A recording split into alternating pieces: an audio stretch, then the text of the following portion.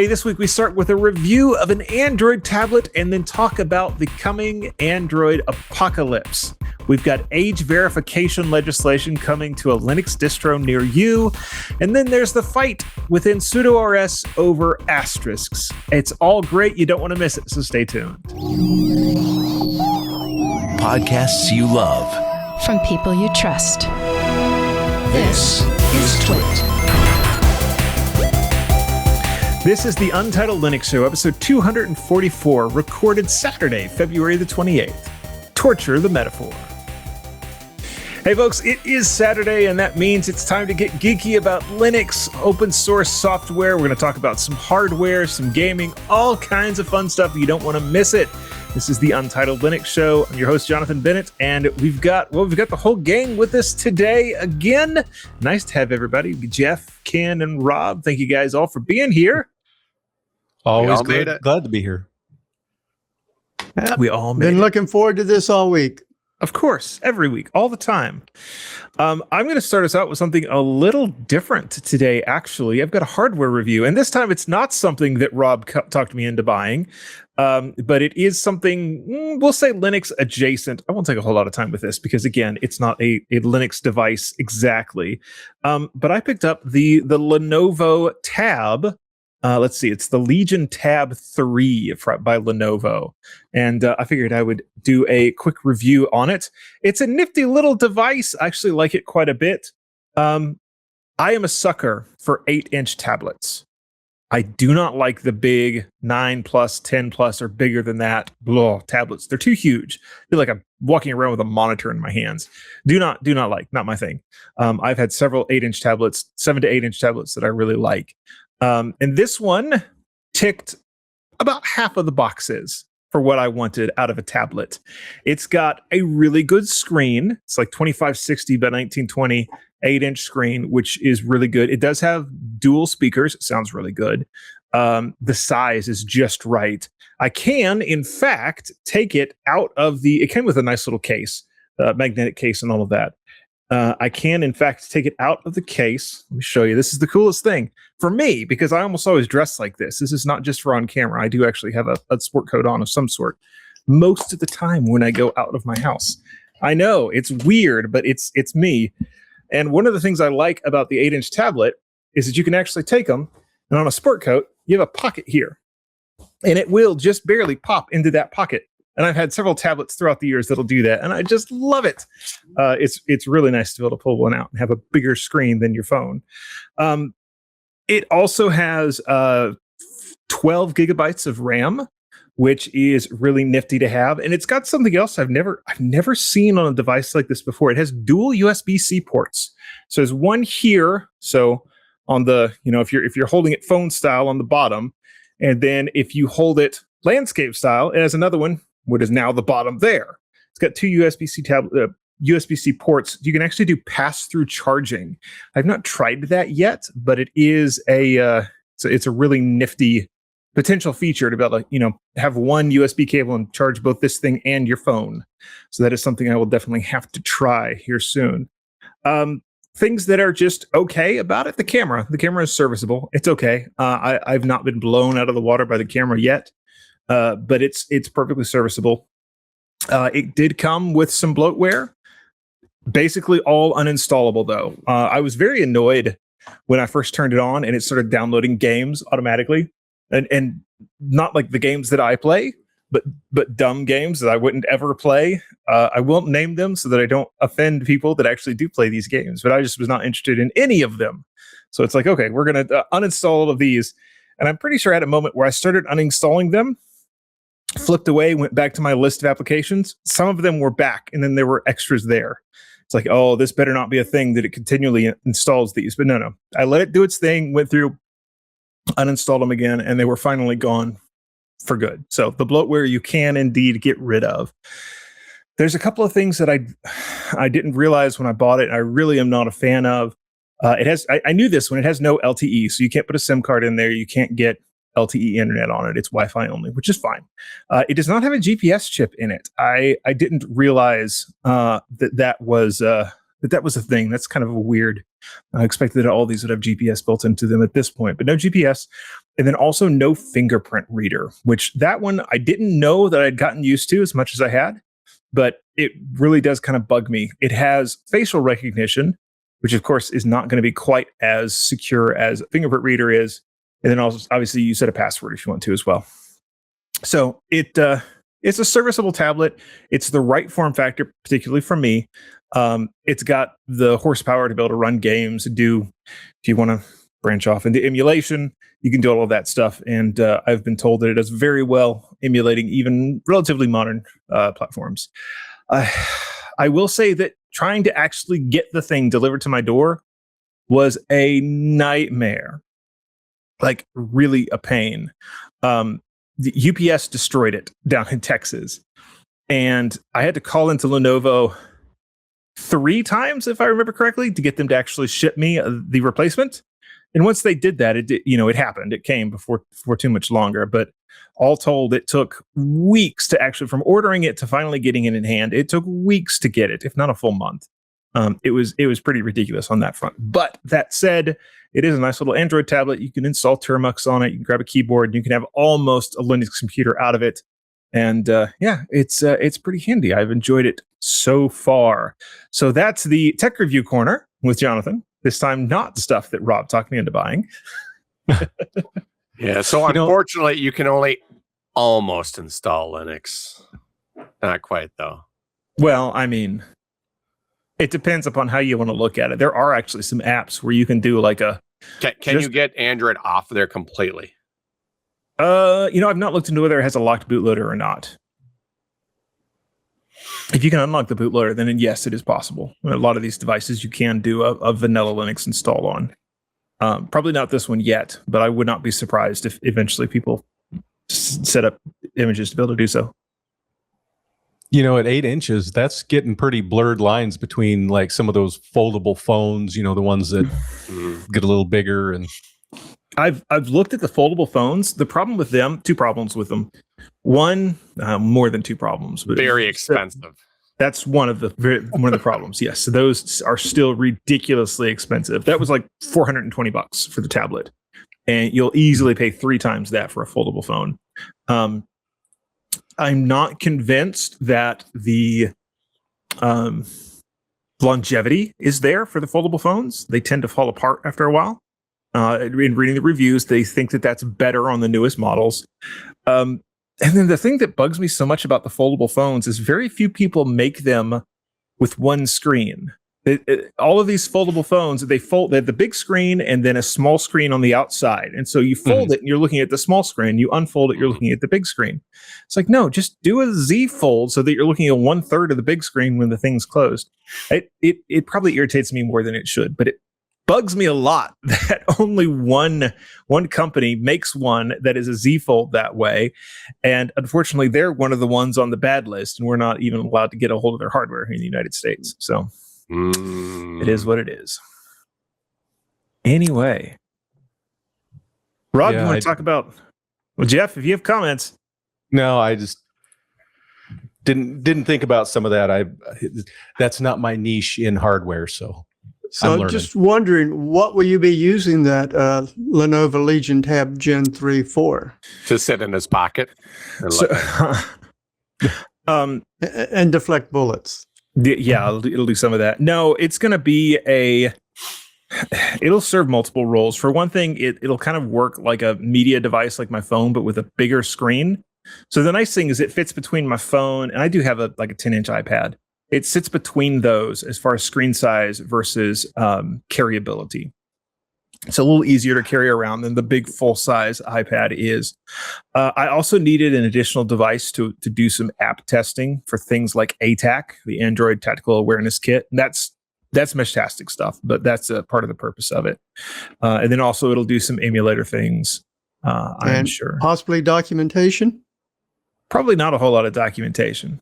Probably won't do much documentation unless I get a Bluetooth keyboard for it. But if I really want to sit down and type out a bunch of stuff, I've got. So what Ken is trying to say, you're not going to install a nice Office suite on there? You're probably not. Are there, Rob? Actually, are there Rob, any are you going to alternatives? are you going to need to install it? Are there any Right. alternatives You to may not installing an even Office have suite? to install it. So let's drive off on Ken's segue there that he tried so hard to squeeze in, and yeah, I had to kick in the gear. Let's get on with this. So it's been only a few months ago that we were talking about the popular online Office suite from Collabora Productivity back in November, actually making a real play for the desktop. Back then, I installed the new Collabora Office release at the time, and I showed it off on the show. And, like I said then, it looks sharp. A modern, clean interface that feels like it's been designed for how people actually work today and, want their system to look, especially when you compare it to the classic look you still get with LibreOffice. And Collabora's whole pitch was simple. Bring that familiar, streamlined Collabora online experience down to your own machine. Your files, your devices, offline first, and still open source. But this week, the story flips because while Collabora has been moving from the web to the desktop, LibreOffice is officially trying to move from the desktop to the web again by reviving LibreOffice Online. So if you remember, which I didn't, but there was a LibreOffice Online effort several years ago, and then it was effectively put on ice back in 2022. The Document Foundation voted to freeze it and move it to the attic. But a few days ago, the Document Foundation announced the board has reversed that decision and wants to give the project a fresh start. The chairperson, Elaine Domingos, framed it as, quote, freeing LibreOffice Online and building a web version by the community and for the community. Sounds like they don't want to be too involved in it. I don't know. But anyway, the important caveat, because they're not too involved, I don't know. They're not promising to host it for you, and they're not promising enterprise support. This is just about reopening that repository, warning people if, it may be rough at first, and inviting contributors to help modernize the tech, QA, and even marketing. So while the open source Office world is converging from both sides, both directions, one project is turning web UI into a desktop app, or they already have, and the other is trying to rebuild its desktop into an online version. I think it's good to have an online option, another one, as everything's really online these days.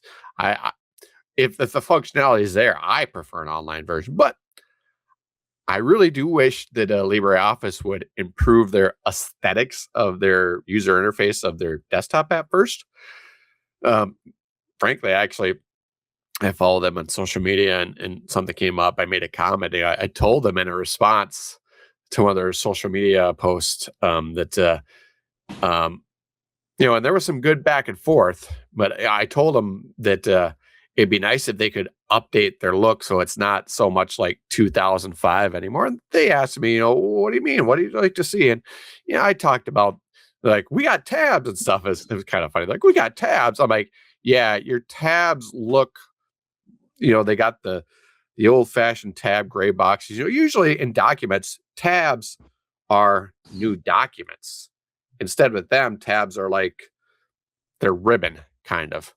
So that was kind of what I talked about. I'm going on a tangent here, but it was a good conversation. Maybe they'll take some of my advice, and tabs shouldn't be a menu. Tabs are for multiple documents. Move the menu stuff into a menu stuff, and streamline it cleaner. I also told them the icons look old. I mean, that's such a small thing. I'm sure there's better theme packs out there. But yeah.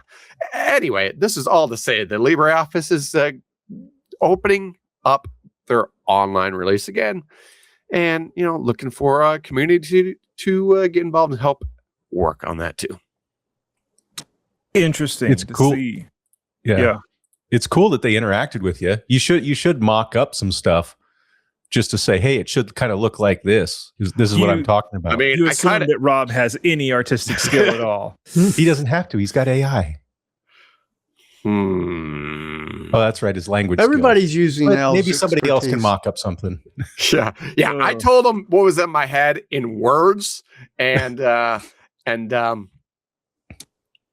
I mean, if I could come up with the interface that looked nice, mine would look like 2005 too. Probably more like 1995. Yeah. I watched part of a talk that a UX guy did at an Ubuntu summit last year, I think, and he was making the comment that the Linux desktop in general has been stealing from Windows and Mac for years now. And he said, but when you look at what Windows and Mac are doing right now, they have no good ideas either. So he was trying to make the point that you guys should really innovate and try to come up with something interesting, and then let Windows and Mac steal from you, because right now we're just all sort of stagnated and the desktop is terrible. I mean, frankly, the Windows 7 look is kind of stolen from KDE and somewhat changed. May I just hint towards something you might want to copy? Xerox PARC? Well, that was part of his point, is that it's all been copied from everybody else, and you have very few people that are actually doing taking steps forward with these original ideas. And so the Linux desktop sort of has an interesting opportunity to be one of those original idea incubators.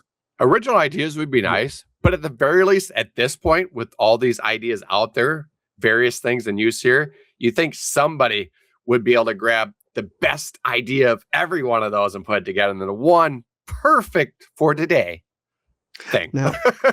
Well, and that was, I heard that talk too, Jonathan, and it was from a professional UI designer. That was basically his job. And he was talking about a lot of, Linux needs more, or open source in general needs more UI designers to go in and just really innovate and make things a lot better. Because we're not really, like Jonathan said, we're not really going too far. He also said that he interviewed for the chief of the Windows UI team, or no, lead of Windows UI at Microsoft a couple of years ago. It's like, I didn't get the job. In retrospect, I really dodged that bullet. Yeah. I mean, realistically, I don't know, what could you do? Maybe we're just so stuck in this paradigm that that we can't think of it another way. And what you really need is somebody who's never seen a computer to come in and design it. Well, no, I don't even think that's accurate. So one of the examples that he used of something that Linux has done that has been very innovative is the virtual desktops. Oh yeah. And I think ideas like that, where you're not completely tearing everything down and starting from scratch, but you're coming up with new things that sit on top of it nicely. And I think the virtual desktops is a really good example of the sort of innovation that is lacking, and I think we could pull off. Yeah. Now, don't ask me to give you an example of something that nobody's ever done before. I'm not that creative. Yeah. Well, I'm not that yeah. guy, but Linux did that, decades ago? I think they were around when I first used Linux, and now everybody has something similar. Yeah. I think part of what's holding the expansion on what you can do with the desktop is that we're right now stuck in a paradigm where we think of that desktop as being on our monitors, and the devices that we use to interface with it, how old are they? Yeah. Well, and some of the stuff he talked about were even small little things like, and I know Ken's trying to segue again, but was like focused on release of a click. Well, you might be so ingrained now, Ken, you don't even realize you're doing it. But it was small things. Segue syndrome. It was like focus on release of a click instead of the initial click, because it had some little improvement. And some of the stuff he talked about was very small little quality of life things. It wasn't like totally redoing the desktop. It was just the little, hey, why do we have this? It's more convenient if we did this other thing. And so it doesn't always have to be huge paradigm shifts. It can just be, hey, we just made this a little bit better. Yep, So absolutely. yeah, so instead of on click on release, which makes a lot of sense because sometimes you accidentally click, and instead of picking up your mouse, you can move to where you mean to do it, and then pick up. You could fix your mistakes that way. That sounds.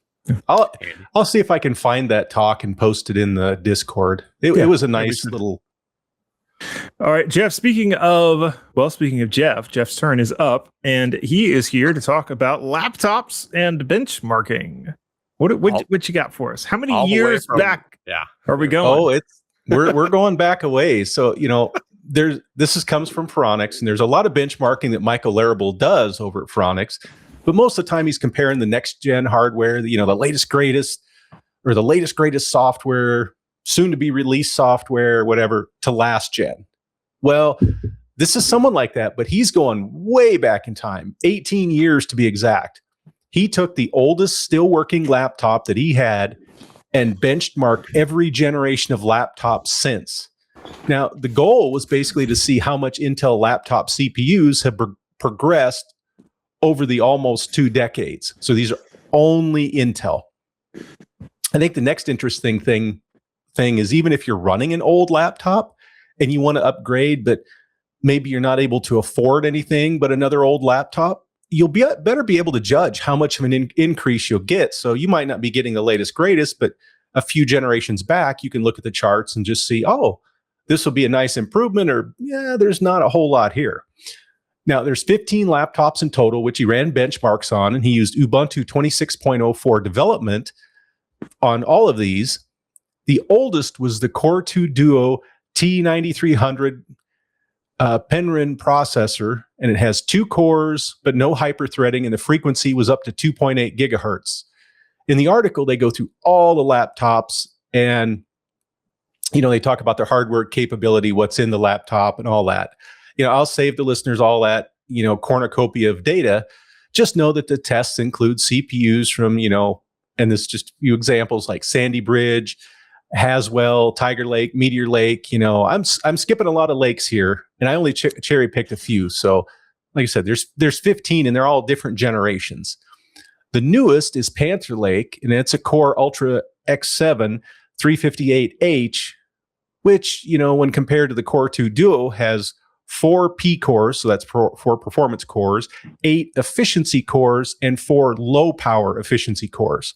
And it's got the ability to handle 16 threads, and it clocks up to 4.8 gigahertz. So massive difference between the two. It looks like the power rating is less, on the newer one, but the Core 2 Duo uses TDP, which is not a direct power rating, there's a formula behind it. And I didn't research if they changed it over the years. I know somebody did a while, 10 years ago or something like that. They changed the TDP numbers. So you can't use those as direct power numbers. He did measure power on a lot of the laptops, but the oldest 2 generations did not have the ability to feed back power information. So there is a little gap in the power there. Most of them, though, did have power numbers. Just kind of, though, figure it's probably about from the oldest to newest. Is the newest probably uses a little less power, but they're pretty close. And some of that could be because the Core 2 Duo, even though it's only got 2 cores, it's a 45 nanometer process node, and the 358H is a 3 nanometer process node. So huge differences there, not counting, natural design efficiencies that Intel's picked up over the years. Now, I do want to point out, while, some of the results are extreme, these are being tested in laptops. So memory's different. You're going from 4 gigs of DDR2 to 32 gigs of LPDDR5 and everything in between, not to mention the other items in the laptop package, which has also had speed up and process increases, over the years. So, drive speeds and all that kind of stuff. So he focuses on CPUs, but it's entire laptop system. So just the natural hardware differences are going to be included in that performance difference. Now, Michael ran over 150 benchmarks on them. And as you might already know, if you saw the headline of the story, the biggest jump was with a 95 times improvement. Now, that was the extreme case, though, which was found in the OpenSSL testing. So the latest, greatest laptop was 95 times faster than the Core 2 Duo. But if you look at the geometric average, which, as I've said in the past, reduces the impact of flyers or extreme results so it doesn't skew your data so much, you still have a 21.5 average speed up from the oldest to the newest. Now, a few things jumped out at me looking at the overall results, and one of them is the jumps in performance. There will be 2 or 3 CPU generations which are grouped near the same performance, and then there's a jump. So it's kind of a flat place, stair step, flat place, stair step. It's kind of interesting that way. So, for example, if you have a Core i7 8550U Kaby Lake, a Core i7 856U Whiskey Lake, or a Core i7 1065G7 Ice Lake, there isn't a huge difference between them. So, I mean, you got 3 generations that, you know, if you were going from Kaby Lake to Ice Lake, yeah, it's faster, but not a lot. If you go 1 generation newer, you'd have a much bigger performance improvement. Now, there, you know, and the examples I gave, the rest of the laptop could have an influence, but in that case, they were also all 3 Dell XPS 13 laptops. So, and maybe that's why they were all near in performance. There's several cases like that in the results. I just picked out one to give an example of, you can have 2 or 3 generations that there's not much difference in. Now, I didn't dive super deep into the specific laptop hardware or the differences or anything like that. So I'm not going to be able to talk to deep diving on there. But I would like to note that if you're running a Core i7 1280p or newer, you're doing okay. Yeah, it's slower than the Core Ultra 7 models, but unless you're doing a lot of gaming or heavy work, I think you're going to be just fine. You know, you're not that far out of the performance race. A lot of the older machines are decent as well if you're not stressing them and you're not, you know, okay, it may take a little longer to get your work done, but, you know, if you're not really pushing anything, are you really going to care or notice that much? I know personally, you know, I purchased a laptop a few months ago, but the only reason I did is because my old laptop screen delaminated and it wasn't worth fixing. And, you know, I'm probably fall under, like a lot of people, I don't like throwing away still functioning hardware. And in my case, the laptop isn't doing a ton of heavy lifting. So for me, you know, yeah, my old laptop was a little slow, but I was still using it, you know, and I'd still be using it now if it wasn't for the fact that it broke. But if you want to, you know, get more information, take a look at the article in the show notes and see where your laptop sits with the use case you have and see if you need to upgrade. And you can also see if you have a good deal on an older laptop, which might be an upgrade, or a good laptop for a friend or family member that you might want to give them just as you upgrade your fleet. Absolutely. So one of the things that really sticks out to me is when you think about this and the different generations of processor across these different laptops, the 2 things that really does matter about the laptop itself around the CPU is thermals, how well it can dissipate heat, and power, how much voltage and power it can actually push into that CPU. Those are the 2 things that are going to be different between your various laptops, because some of them really work very hard at getting rid of heat and allow your CPUs spooled up higher, whereas some of them all are just little hot boxes and do not do that very well. Yeah, and that's why I kind of wanted to mention that there's a lot of hardware difference, and they're not all Dells. So there's HPs and, you know, frameworks, and so when they say CPU, how well did the manufacturer implement the whole CPU? As you said, the cooling, the power, because when you get a CPU from a manufacturer, you have a window that you can operate in, and depending on what you want out of that laptop, if you're stressing better battery life, you're not going to crank it up as much as if you want the performance numbers. So take it with a grain of salt. But I thought it was kind of interesting just how, like I said, a lot of them were pretty similar, and there's a lot of them that really aren't that bad. I mean, you might be 3-4 generations behind, and it's like you're still doing pretty darn good. It wasn't that long ago that I was telling people that, man, as long as you've got more than one core and you're running a 64-bit, that is still a usable processor. I don't know that that's quite true anymore, but there's still some life in there. Well, Is there anything that you might need more than 2 cores for? Plenty of things, but Yeah. you can do interesting things with hardware if it's dual core or more in 64-bit. I mean, you can put things to use older than that still, but like for actual daily use, that at least at that time, that's where I was drawing the line. with the prices of RAM and hard drive storage, SSDs, and all that, we're all going to be having to use computers. That's going to make a big comeback. Yeah. Well, but RAM prices are coming down. That's they already started coming down? Are they? Yeah, a little bit. I mean, they're still a lot higher, but I think the 1 to 5% panic buying. Yeah, I mean, but you can see where it peaked and it's kind of coming down a little bit now. And I think the panic buying that certain companies did is eased up a little bit. So it's, I mean, it's not, I'm not saying it's great, but I think we've peaked price wise and we're coming down slightly. So well, now hard drives and SSDs are up there. So, well, they were already up there. They're like double what they were only a few years ago. Yeah. And a lot of them are sold out, I've heard too, like some of the big ones. Western Digital. Yeah. Nothing available until 2027. Yep. Yeek. Well, memory's the same. Memory, hard drives, SSDs, it's all sold out.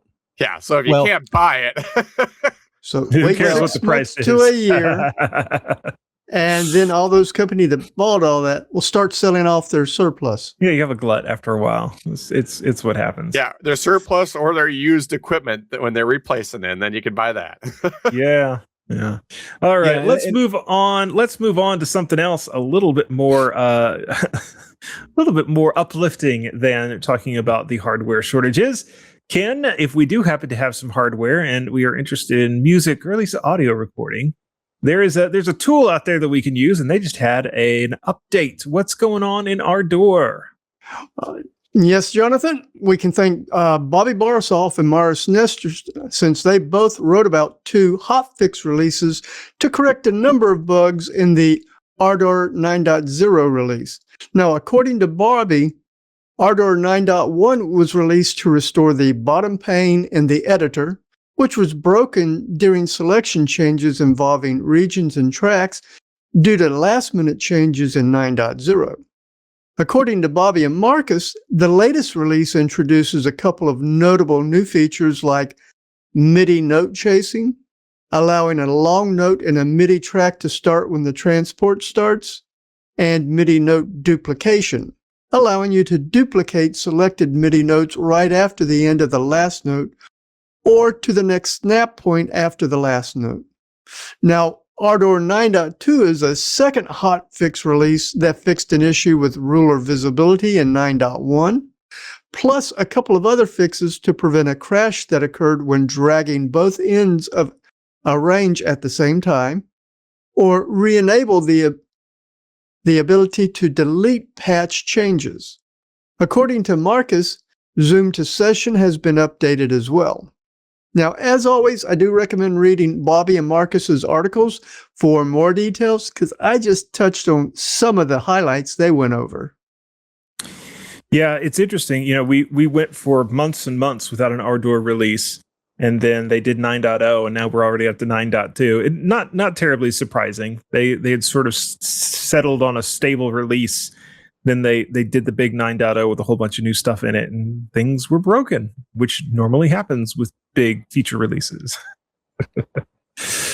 That's why you wait till 9.3 or 9.3 or 9.4 before you actually update to it, right? Yeah. Well, it seems like maybe, Jonathan, you remember, but wasn't there something too with 9.0? They were waiting for some other package or something, or there was something that was kind of holding them up for a while, it seemed like. I know there were some things that they wanted to get done inside of Ardor.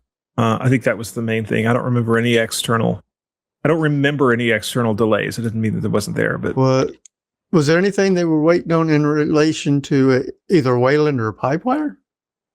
I don't think so.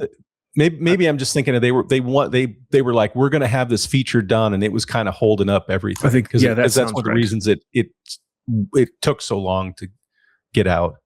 Yep. Yeah.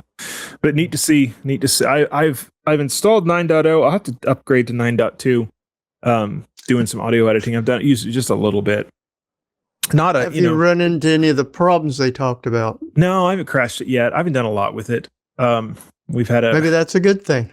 Yeah, we've had a couple of interesting weeks in my life. The kids are just getting over being sick, so didn't have a whole lot of time for coming in here and doing the audio editing stuff. Somebody was looking out for you. Are you really a power user?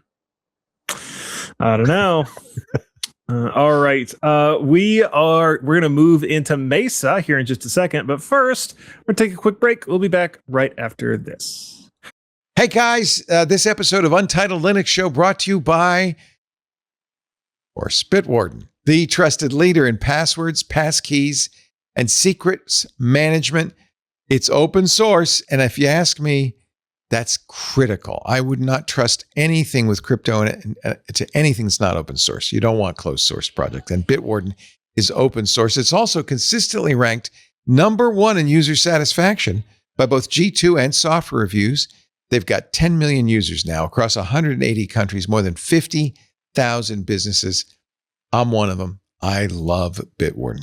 Whether you're protecting one account, just yours, or thousands, Bitwarden keeps you secure all year long with consistent updates. They've added something for business that's vital. They call it Bitwarden's Access Intelligence. With this, organizations can automatically detect weak, reuse, or exposed credentials and immediately guide remediation. They will help your employees replace their bad, risky, breached passwords with strong, unique ones. And that is a major security gap. Credentials are probably the top cause of breaches. But with Bitwarden's Access Intelligence, no fear. They become visible, prioritized, and corrected before exploitation can occur. I think you ULS listeners are going to like this one. Introducing Bitwarden Lite. Bitwarden Lite delivers a lightweight, self-hosted password manager. This is perfect for home labs, for personal projects, any environment that wants quick setup, minimal overhead. This is because Bitwarden listens to their users, you. Bitwarden, by the way, has enhanced all accounts with that real-time Vault health alert that we just talked about. That means those password coaching features will help you identify weak, reused, or exposed credentials and immediately take action to strengthen your security, so you don't have to ever worry about that. Bitwarden also supports direct import from your browser. So a lot of people, the first password manager they use is their browser's password manager, but it's less convenient. It's only on the browser. In some cases, is less secure. You really want to move on to something that is a full, true password manager. You want to move to Bitwarden. They can now directly import. In fact, when you install Bitwarden, it'll say, hey, I see you have passwords in Chrome, Edge, Brave, Opera, Vivaldi. Let's set that up on Bitwarden and even optionally delete them from the browser so that your passwords are now safe and convenient and on every device you use. It does this directly too. There's no export to a clear text file that you then have to import and remember to delete. That not only simplifies migration and eliminates the exposure of having that clear text password vault sitting on your hard drive there. G2 Winter 2025 says Bitwarden continues to hold strong as #1 in every enterprise category. And that's not just for the most recent quarter. That's for the 6th most recent quarter, 6 straight quarters. Bitwarden's setup is easy. I can tell you, from personal experience, when I moved from that other guy, Steve Gibson and I both did this roughly the same time. It was a snap, took a couple of minutes, and now I feel safe. I'm on Bitwarden. I love it. The import is almost automatic from almost every password management solution. And again, it's open source. That means the open source code is regularly audited by third-party experts. You probably saw the report from ZTH Zurich talking about the risks if a malicious hacker can get into and host your password vault and actually access it. Because it's open source, ZTH Security Zurich was able to use Bitwarden along with other password managers, examine their code, find some attacks. Bitwarden said, thank you, ZTH. We appreciate the work you've done. And when they responded, they hardened their security.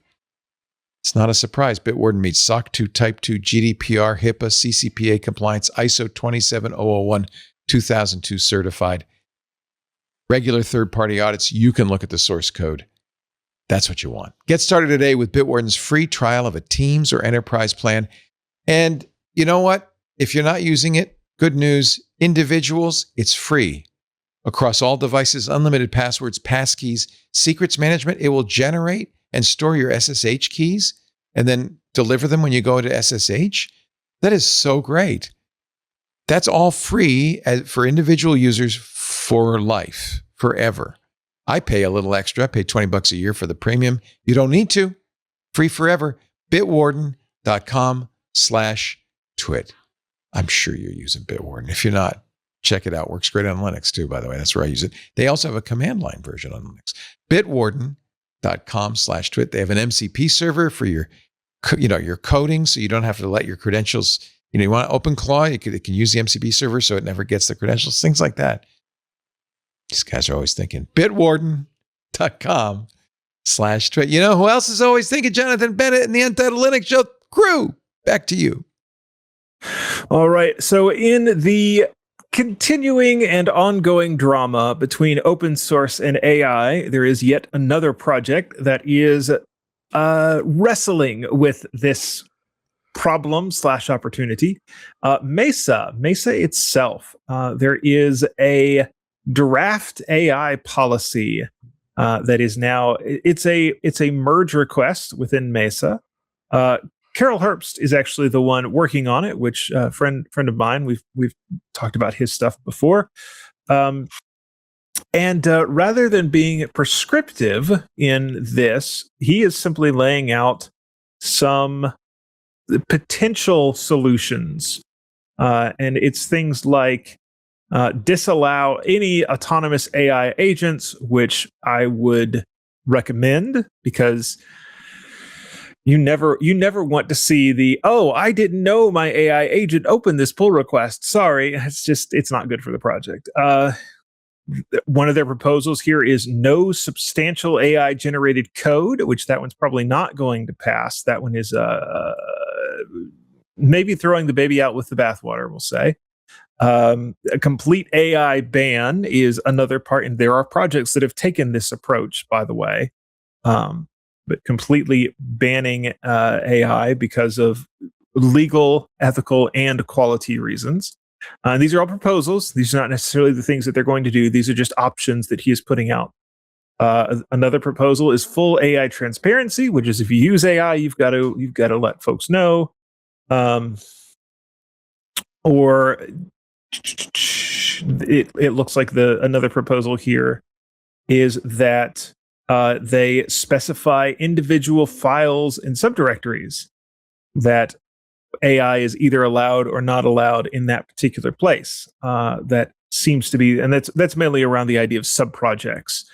So a per subproject rule. And I think it's interesting to see all of these open source projects wrestling with this problem, because it's such a big and present problem. Because what we've done in pushing out all these AI tools is this thing that used to be sort of a almost elite activity of writing code. Not that people couldn't do it, but it took a lot of work to do it. Is now opened up. A lot more people can participate in it. Well, by doing that, you've also introduced the same problems that you have when lots of people participate in something, and that is not all of those people are good actors. And having that sort of influx sort of overwhelms the policies and the things that are in place in the individual projects. And so you've got everything from bad code being written all the way up to we just don't have enough reviewers to try to review all of this code that's being written. And we've talked about this before, so I won't belabor the point. It's interesting to see now yet another project, Mesa, working on this, and I look forward to seeing what they come up with. It'll be very interesting. Quite a few comments on it. I've not read through the comments yet, but I expect that to be interesting as well. Any thoughts, guys? My prediction is they're going to make submitting code harder, and if you have total garbage, maybe ban you for a certain amount of time. Like, okay, you're on a 6-month probation. Because from the way I understand it, a lot of the problem with the AI stuff is just people are just, look for problems, throw it in and send it in, and nobody's checking anything. Nobody's really even understanding it. It's just garbage. And the problem isn't the AI code as much as it is nobody's really looking at It's what comes out and testing it and going, oh, okay, this is actually a valid thing. Now let me send it in. Yeah, like when I used AI and it completely deleted my, what was it? I think it was on my VPSs online. I had to restart from a backup. Recovered it for you. No, that was somebody else who, that wasn't me. That was a story I did last week who it deleted some directories and recovered it. I was trying to do something with Ansible and my online VPS, and it deleted instead of whatever I was trying to get to do. Just a suggestion. So you can fork it and throw AI at that fork all you want. I saw a headline this week about something about AI fixing a Linux Wi-Fi driver. I didn't go in and read it, but I thought we had enough AI stories and I could take a break on that. But and the reason I made my comment is because I think the authors and maintainers of these programs don't care as long as they get quality code. If all the submissions, they suddenly get 5x more submissions, but everything's like, oh, this is great. You're really fixing things. This is good. It's been tested. I think they'd be thrilled. It's just, you got to weed through so much garbage now. I think that's only part of the problem. You have a couple of other elements to this. One, there's a large and maybe growing group of people that just believe that because of the way AI is trained on existing works, it is in and of itself unethical. It is, to that group of people, it is stealing the work of other people. And I'm not entirely convinced of that, but I am also not unsympathetic towards that viewpoint. And then there's the complete opposite in the spectrum where AI is like a baby or somebody learning, and it's learning from that code just like a person learns from that code. And when we learn from code, we unknowingly probably actually copied lines. I am also not unsympathetic to that viewpoint as well. Right. I get both of those arguments. Because you could bring in, you looked at Stack Overflow, therefore you're taking somebody's code. Yep. Well, isn't that the optimal way to do it? Well, but when you look at Stack Overflow, I don't know if you guys have looked into this. There's actually a Stack Overflow license. There is a legal requirement when you copy and paste code from Stack Overflow, and they use one of the existing licenses with a slight modification, which basically just says the only thing that you're required to do is when you copy and paste this code, include a link to the Stack Overflow answer where you got it from. Huh. It's interesting. Yeah. There's literally a Stack Overflow license, and that I've never done that. Anything I've ever copied from there, but I've never published anything either that's been copied from there. Oh, okay. Well, you're probably fine. I'm not a lawyer, but you're probably fine. I'm not a coder either, so I didn't know it. The other problem with that, Jeff, is that even if you're getting good code, there's a couple of questions, and it depends on what project you're talking about. But like, there's questions about, even though this code is good, is the thing that is attempting to do the direction that you want the project to go? So in Mesa, that may not be quite as big of a deal because they sort of have some clear-cut thing. Like, okay, here's the standard. We want to support all of the standard. We want to get as high a frame rate as possible. Grossly oversimplifying, I'm sure, what Mesa does. But like, there's already a framework of here's what you want it to do. But you think about another project that has much less of a set framework of what the project is supposed to be about. LibreOffice, let's just say. Someone vibe codes a new feature that is, you push this button and it automatically rewrites all of your it makes all of your writings more concise.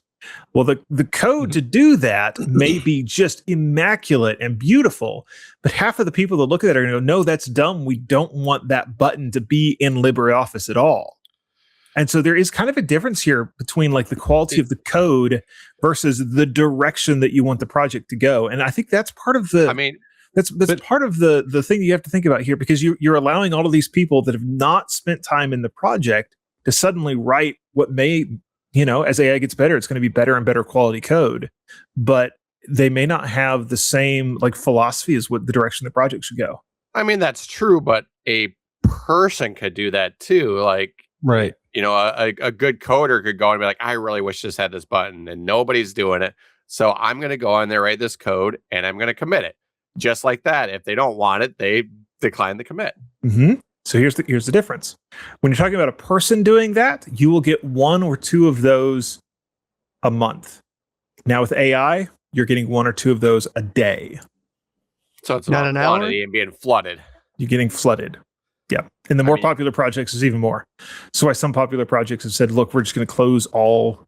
The only existing committers now get to open pull requests. I mean, you could even get flooded with good codes. You could get flooded potentially, I'd imagine, with multiple people doing the same thing from AI different ways. Like if you have 5 people that want it and they all commit the same thing, but obviously different ways, because one's using Gemini, one's using ChatGPT or whatever.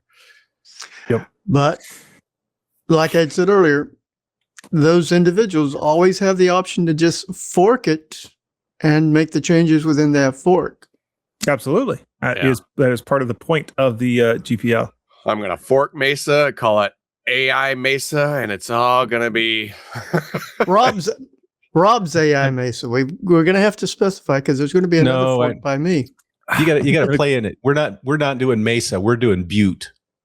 I was going to call it Flat Hilltop, but yeah. All right. Well, what about Android? Little Birdie has told me that we've got some Android news, or at least ponderings here. I think that's one of Rob's stories.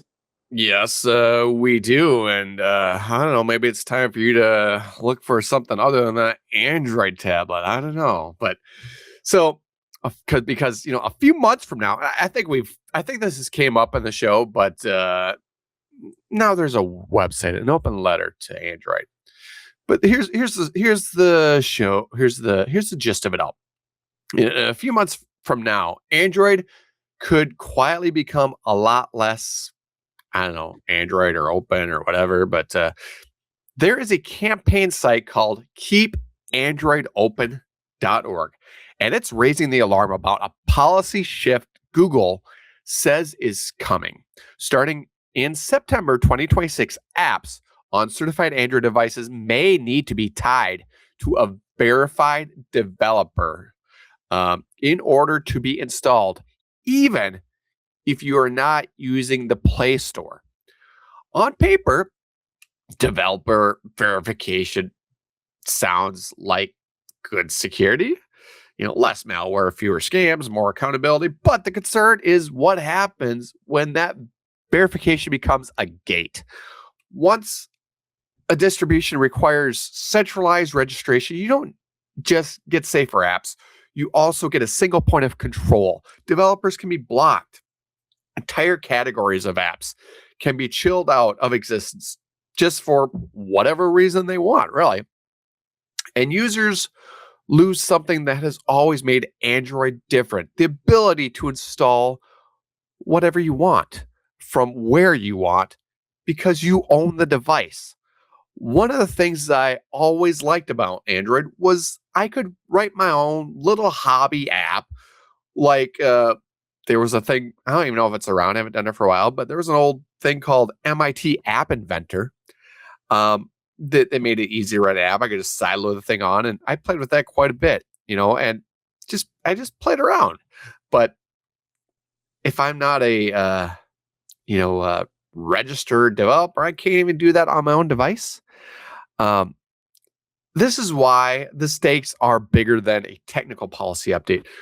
For years, we've lived with a balance of one totally closed system, the iPhone, and one that was fairly open, Android.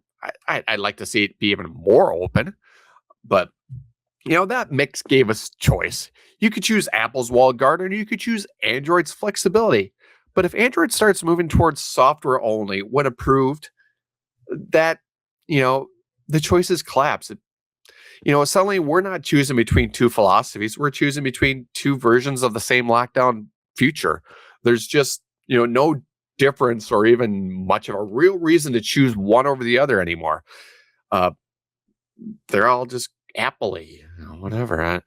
Nothing's wrong with if you like Apple, but choice. I like to, my device, my choice, right? And that's exactly why it's important that we get the Linux phone ecosystem going. I mean, this is my own side opinion to this open letter to Android. They just want Android to be open. I don't know if anyone's going to listen to them. This is why I think we just need to get the Linux phone ecosystem going. I mean, there's been attempts, but I don't know. We need more. Not as just a hobby project, not as maybe someday we'll be there, as a real third option, a platform where distribution isn't controlled by a single company, where sideloading isn't treated like a problem to be solved, and where openness is a design principle, not a marketing slogan. But once openness is gone in Android, or anywhere, it's incredibly hard to get back. They're never going to give it back to us later. It's just going to get locked down tighter and tighter. In fact, I don't know, aren't they moving away from? No, they're moving them away from Chrome OS. That's what's. But anyway, we're going to need somewhere else to go. And so somebody, maybe my future story that I have coming up here, my third story, is a step that will help that. I don't know. We'll see. We need something if all we're going to have these lockdown Android and iPhone and whatever's available to us. Yeah, I very much agree, but at the same time, I've covered security long enough to understand that there is a problem, that there's a very real problem that Google is trying to address here. And that is that being able to sideload APKs so easily gets lots of people infected with malware. And that is a real problem too. So I don't know what the answer is, but making it harder to sideload APKs for normal people is probably a net good thing. But making it impossible for people that know what they're doing to sideload APKs is a very bad thing. So I'm stuck in the middle. I understand both of these. I can understand making it hard. It's not like it's really easy. I mean, you have to put in developer mode and get the. Last time I sideloaded, you had to switch into developer mode. I downloaded the RetroArch APK and installed it in about 20 seconds. Did not have to go into developer mode. There's just an option there. Do you want to accept APKs from this source? You click. Accept APKs from Google. Click. Google Chrome, because it's where I downloaded it from. Click. Okay, it installed it. It was very fast. Then maybe all they have to do is go back to the way it used to be when you had to turn on developer mode. Because I haven't sideloaded an Android. I haven't had an Android tablet for a while, I still have it. I haven't used it for a while. But back in the day, the directions I followed, you had to jump through a lot of hoops. You had to put in developer mode, and I don't know. It wasn't that easy. Just a question, because I don't know off the top of my head, but how many uncertified Android devices are available? Not very many. You can get sketchy ones made in. I don't want to be sketchy in ones some third-party nations. In other countries, yes. It's pretty much the ones that don't have if they're not certified, they can't run the Play Store. Correct. And you don't see that very much. that is essentially what it is.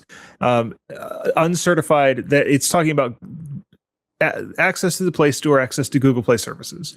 So Google has this whole, and this is how Google has exerted more control over Android while maintaining the Android open source project as being GPL.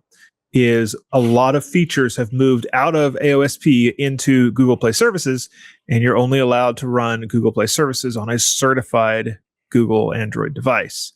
And there's all these things that you've got to do for it to be certified. One of those is now going to be only running these signed APKs. I hope Which this means is a safe space to just say this, but I've never side loaded an app. Yeah, there are some interesting things that you can do with side loading. I think for a while You can put another operating system on the application or the device. That's what I did with my Nooks that I had. I put another launcher on there. Yeah, So that instead of launching straighten up. F-Droid, so you can have a different package Am I other back? than the Play Store. You're back. You were staring off into the distance there. but- Now, I'll have to admit, I have side-loaded Google Play and Google Play services onto a Kindle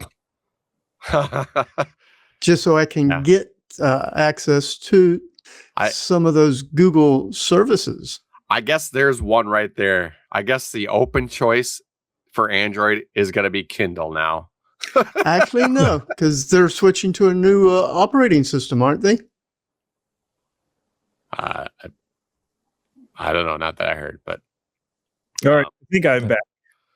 You're back. All right. hey, you're back again. We hear you and see you lips move.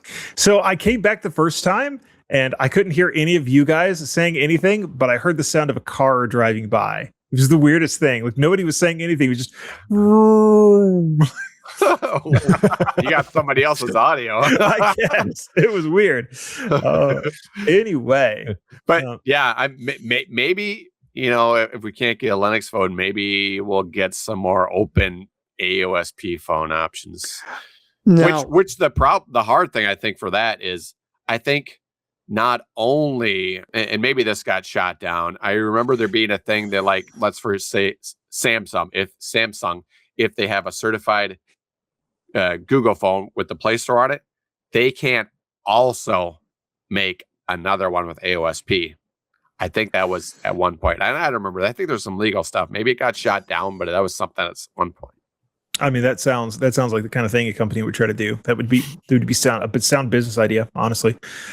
Maybe not the best thing for the consumers, but on the business side of things, that would be a sound idea. One of the other things with this is to be able to get DRM like Widevine. You've got to be certified, which essentially means, do you want to be able to watch Netflix and Amazon Prime Video on this device? And if you don't have, if you can't pass the Google certification and get on the Google Play Store, you also don't get your Widevine certificate. Well, if you got a Kindle, you're not a Google certified. You can watch Amazon and Netflix. I don't know. Yeah, that's true. I think Amazon has their own system, their own way to do that within those. But I mean, outside of that, if you don't have a multi-billion-dollar corporation backing your product, Got to be rich. Anyway, let's move on. Now that we've talked about Android, twice, break second sudo? time now. Yeah, well, we're not breaking it; we're just changing it. Jeff, what is up with sudo rs? Oh, this is we got another one coming. Vim or Emacs? Which one is better? No. Perl versus Python? System Systemd versus init? Actually, I use Nano. And you should be using Fresh. You're just behind. That's okay. What's the best distro? These are all topics which a lot of our people in our audience are going to have possibly very strong feelings on. Well, we have a new one to add to the list. Should sudo show stars when you type in your password or not? Now, this is showing up on Ubuntu 26.04 development release. And the sudo in question is sudo-rs, which is the Rust rewrite of the sudo command. Now, if you remember, a lot of the core utilities are being rewritten in Rust to speed them up, make them safer, and make them more secure. And we've covered that in the past. And that's the set of core utils that Ubuntu is going with. Well, with this rewrite, there's a change, and it's ruffled a lot of feathers on both sides. So now when you issue a sudo command, when you type in your password, it will show asterisks for each character that you type. Pretty much like everything else does when a password is needed. Well, this was enabled by default 2 weeks ago by setting the PW feedback option. And the reason for this change, and this is a quote from the authors, change the default so asterisks are shown when entering passwords, it's still possible to disable the asterisks by explicitly turning off PW feedback off. So this is not undoable. It just changes the default. This fixes major UX pain points for new users, basically interface points for users. Security is theoretically worse since password links are exposed to people watching your screen, but this is an infinitesimal benefit far outweighed by the UX issue. Outside the sudo/login, no other password entry interfaces omit asterisks, including others on Linux. So basically, they're just saying everybody else is already doing this. So, okay, removing this one, adding asterisks for this one case, not really that big a deal versus, helping new users with their interface so they understand that when they're typing, it's actually going in. This does break with tradition, and some have filed it as a bug report. And the bug reports is, if you look at them, can tell there's some very strong feelings involved. When someone's creating these reports, they're enthusiastic, we'll say. Currently, the bugs filed because of the asterisks are being flagged as won't fix. Now, personally, I don't have really strong feelings on this, and I agree that if you have a good password, just knowing the length is not going to help crack it a lot. I mean, especially for the average person, we don't have huge monster machines trying to crack what our password is to our, machine that we play Steam on. But, and honestly, if I was shoulder surfing and wanted to know someone's password, I'm not going to look at the screen. I'm going to be looking at your fingers on the keyboard and trying to figure out what you're typing. And I also agree with the authors on this change that the sudo command is like really only one of the places that doesn't give feedback to show that a character was typed. Now, just in case somebody's, listening to this and they just hate this, all it's needed to do is change back to the old method is just add the line default space exclamation point PW feedback in their sudo config file, and it'll operate like it always has in the past. So this isn't something that can't be undone. It just changed the default. Take a look at the article linked in the show notes for more details on this, and let us know what your thoughts are on the club Discord. And I'm curious if any of my co-hosts have any opinions on this. So I'm mostly indifferent, but I know from a perspective I do have on this is as something recently experienced. I've experienced more than just recently, but also recently is like some switches, Cisco switches and various things like that. The command line interface also does not show asterisks when you're typing in a password. And I know from that experience, managing other switches like that sometimes not being able to know if your keys are typing in or if they're typing in correctly, especially if it's remotely. And sometimes you get weird things like double key hits and keys missing. They can lead to bad password hygiene. Like myself, this week, I was trying to log into a switch. The password wasn't working. I'm typing it really slow. Is it working or what? So then I type it in like a text editor or a URL bar or somewhere where I could see it, and I type it out there, see that it's there, right? Copy it and paste it. So anyway, not being able to know if if you're actually getting your keys in there can lead to some bad hygiene. Just don't make the mistake of hitting enter on the URL.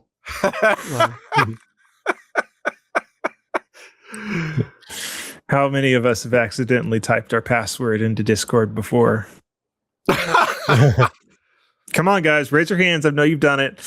I don't know if I've done it. Actually, I don't type my password. I just pull out my phone and scan the QR code. I know I've typed it into various chats before. I don't remember if Discord was one specifically, but I have typed it into places I shouldn't have. Where the username goes?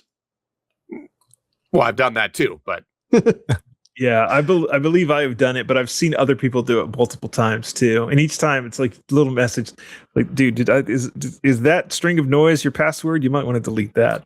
I've seen that in our work teams chat all the time, like various things, and I always like say. Now, I'll admit, funny, but when I'm creating an account and setting up the information for the username and the password and whatever other information they may ask for, I'll open Kate up and use it as a scratch pad.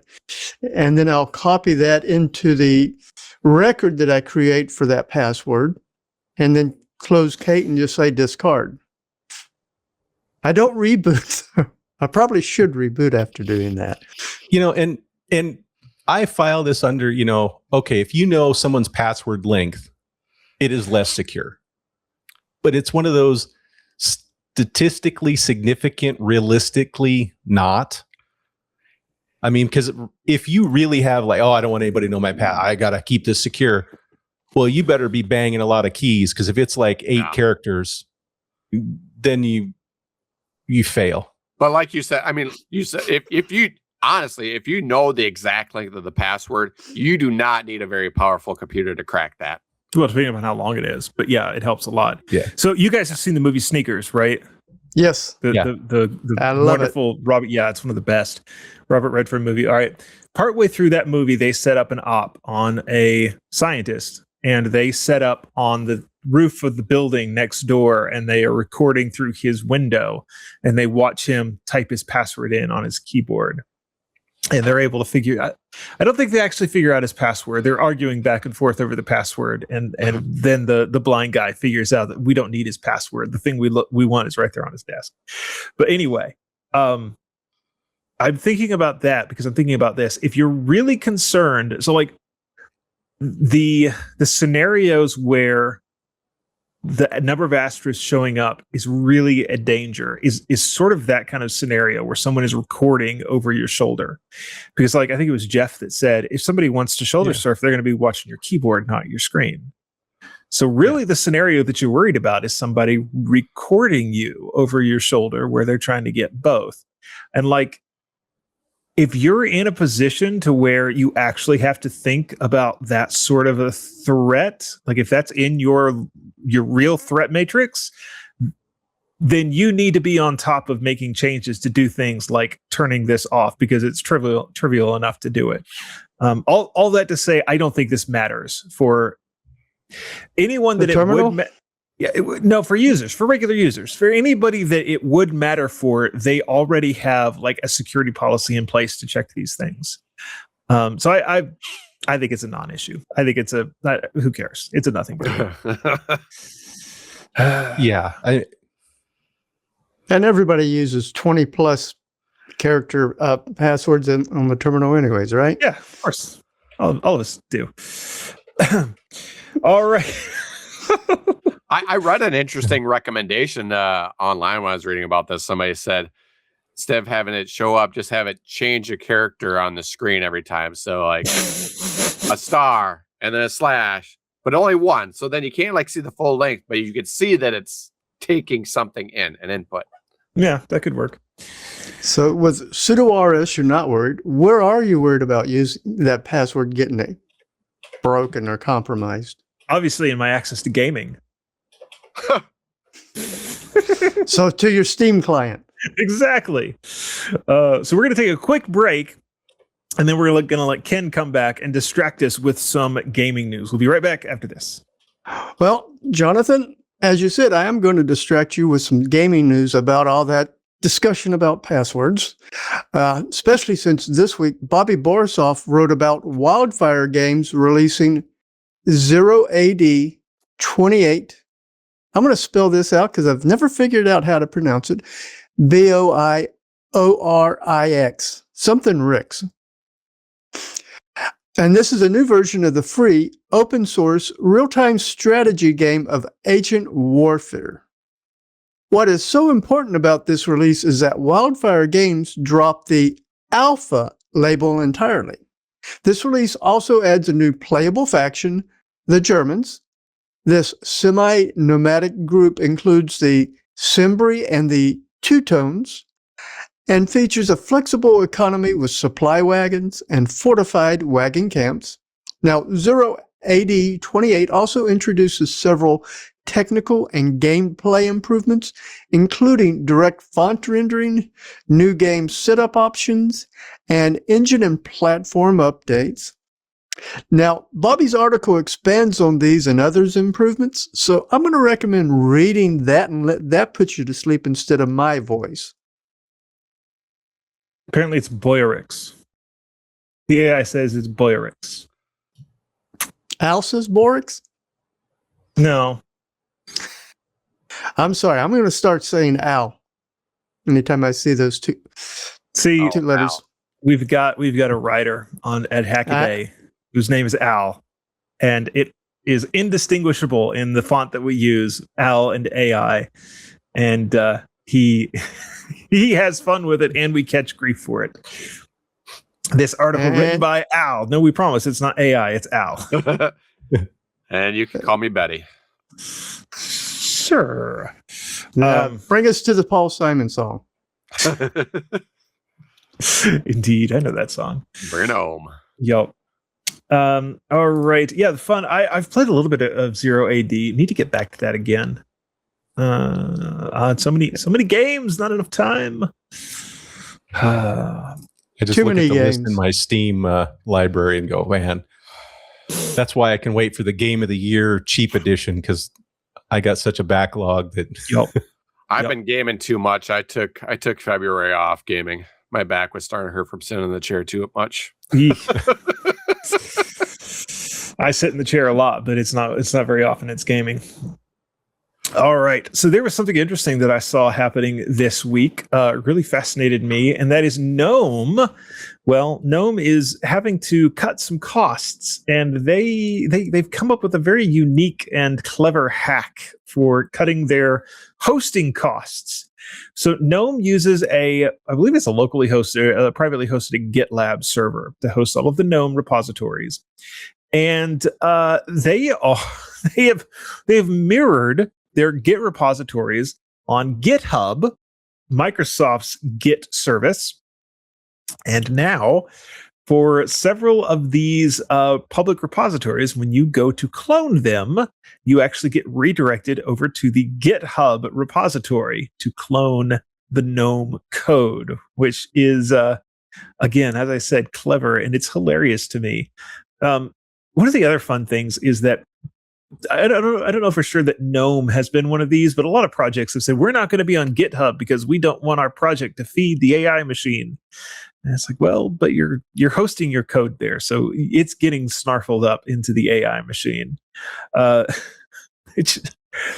can't help but think that this is, if not explicitly against the terms of service, this is obviously not the sort of thing that GitHub wants these projects to do. Only use GitHub as a mirror. If too many projects start doing this, I imagine GitHub would have to crack down on it and put a stop to it. It's just funny to me. It's clever. Like, it's a really clever hack, but why not just move to GitHub? I mean, if you're going to use it for a mirror anyway, why? Basically, you're using it as your front door. Not really even your front door. More Back like door. The sidewalk? It's more like, so to torture the metaphor, it's like there's an empty lot beside your house and you store your extra stuff there. But again, why? Why not just, if you're going to use it, just use it? Are they trying to hide it because they're embarrassed that they're using a GitHub or what? I mean, Because they've already paid for GitLab. I don't know if they're paying for it or not. Well, obviously they're paying something for it because they talk about their hosting costs, but I don't know exactly what that relationship looks like. It is not a trivial thing to migrate from one project service to another, to go from GitHub to GitLab, or from, in this case, to go from GitLab back to GitHub. And this is something that you can do pretty easily, to just put some mirrors up and redirect your Git traffic to that. So, I mean, it may be that they're going to consider going to GitHub. I would guess that there are enough people that are ideologically opposed to Microsoft and GitHub that they don't want to do that. but make the let's see, how would that go? You just something there's a joke in there, something about making the devil pay for it. I'm not sure. I'll come up with it later. Giving the devil his due. No, it's sort of the opposite of that. Yeah. I'm kind of surprised though. There's really that many downloads or mirroring the repository. I figured most of the time 99% of the people are pulling it off of just regular repositories and running it. They're not I'm wondering compiling. if they're seeing the AI scrapers. I'm sure that's part of it. That's part of a traffic spike all around the internet, is where scrapers are doing this for AI training. Well, that's why a lot of times when you go places too, you'll see this, "Are you human?" and things spin for a bit. And then it says, "Oh, you are." Well, they have a computational challenge that, okay, takes a second on your machine, but if you got a scraper out there doing millions at a time, it turns into just an obnoxious load for them, and they try to avoid those sites. Yeah, I am dubious that actually works though. The anime cat girls protecting the kernel. I forget his name. The Google security engineer ran the math on that and deduced that it was such a small amount of compute that was required that it wouldn't stop anybody. I don't know. That's the theory. I don't know. Yeah, but that's why you'll see some of that stuff. I can see his picture in my mind, and I can't recall his name. Tavis Ormandy. That's who it is. Took me a second, but yeah, Tavis Ormandy on his blog ran the math on that. He goes, it's such a small amount of compute. The people running the LLMs, they drop that, it's like they drop that amount of compute on the floor. That the amount of money that you pay for with that, like they pay that every day buying Mountain Dew for their programmers. Like it's such we call that a rounding error. Yes, it is absolutely a rounding error. So then every time you go to the site, you need a little more computational challenge. You got to like render the full Big Buck Bunny or something out on Blender before you're allowed to. And the problem is, so that's a valid point. The problem is that you eventually get to the point to where regular people, particularly on older hardware, can no longer access it because you've got to turn the difficulty up so high to actually keep the people out that you don't want to get it. It just doesn't work. The math of it doesn't ever work. Well, I wasn't being serious. I know, but it's still like you weren't. But that's the real that is the real trade-off. Like if you were to try to make it difficult enough to keep OpenAI or whoever out, you would keep the people that you want access out as well. All right, Rob, what is up with Fedora Pocket Blue? This is your Linux cell phone thing again. Yes, it is. So in response to my last story, this is something that may help move our open source loving phone ecosystem forward just a little bit, at least once it gets mature. So Pocket Blue is a new community project in the mobile Linux space and is focused on bringing Fedora Atomic to mobile devices. The project is called Fedora Pocket Blue Remix, and the idea is to provide Fedora Atomic style systems that can be installed on supported phones and tablets. The developers described it as a work in progress, and they recommend testing it only on spare hardware at this time, not a daily driver.